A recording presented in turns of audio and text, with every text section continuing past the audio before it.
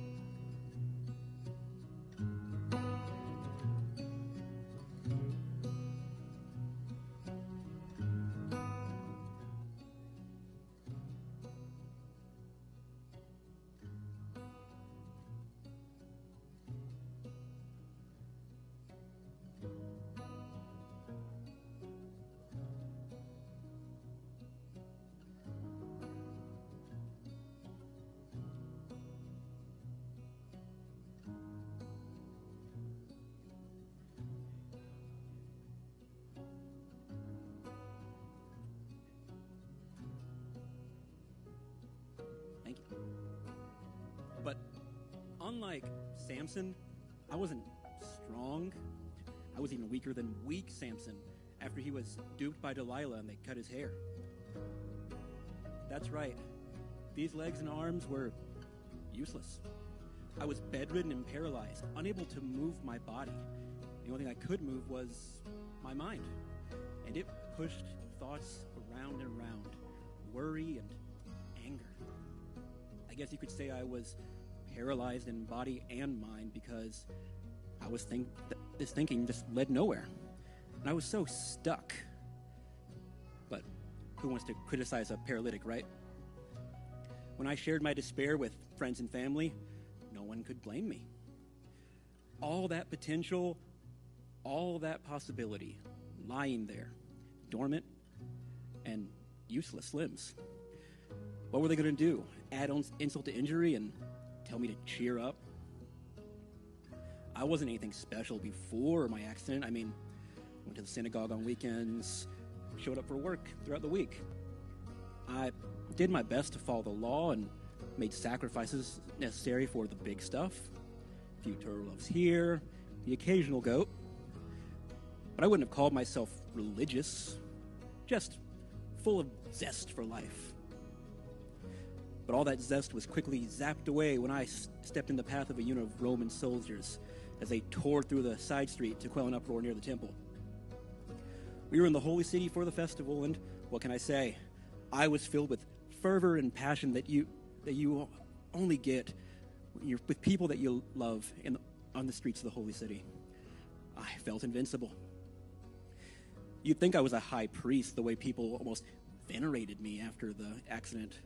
A Hebrew of Hebrews who stood up to the Romans, they said. Last stand I'd ever take. And so my bitterness and my anger, they were never really checked or challenged by those around me until I met Jesus, that is. At Christmas, we tend to use words like hope and peace and joy, as very well we should. But we often overlook the very reasons those words have such appeal in the first place.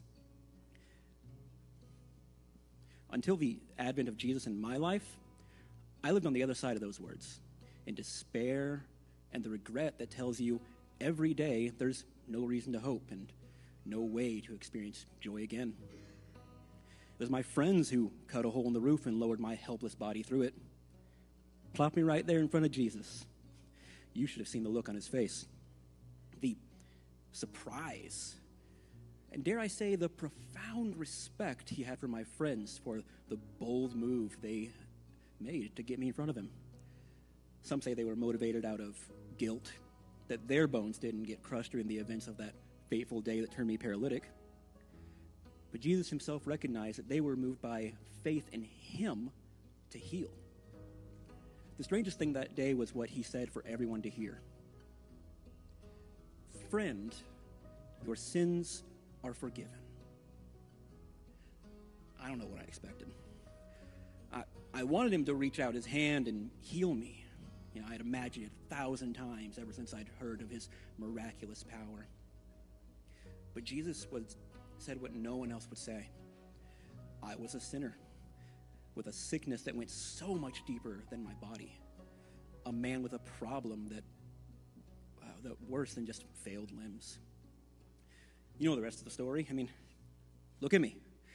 I walked out of there with bed in hand, my whole future ahead of me, restored and set free. The religious people were scandalized.